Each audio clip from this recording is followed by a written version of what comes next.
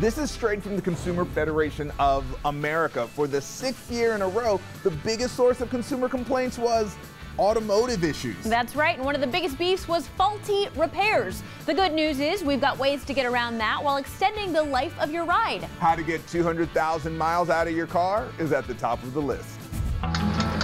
Stop listening to that clanking sound under the hood and start listening to these tips from master mechanic Shahei Kalukian on getting the maximum mileage out of your car. The first thing you should do is find a mechanic you trust. Building a trusting relationship is two-sided.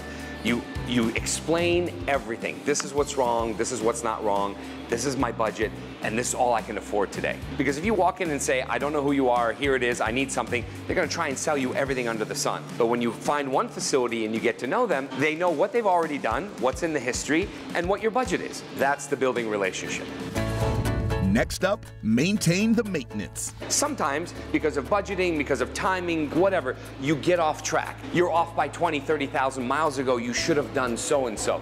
That's okay. As long as the core of the engine and the transmission is good, it's not too late. Shahei says to have the mechanic inspect your vehicle and get your maintenance up to date, then stay with the schedule from there. And also, when you build that relationship, you can ask, can I split it up? Someone says, okay, you're overdue for the 30,000 mile service. It's 7 different things. All right, do I have to do all 7 now?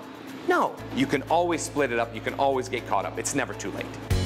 Third on our list, empty tank, empty wallet. On the newer vehicles, the fuel pumps are inside the fuel tank, and they're designed to sit in the fuel tank submerged with fuel all around it. So when that fuel gets low, that fuel pump is sitting in an area that is no fuel around it, and it starts overheating. And next thing you know, within 60, 70,000 miles, you need a fuel pump. When the fuel tank gets to a half, fill it up, because that keeps the fuel pump cool.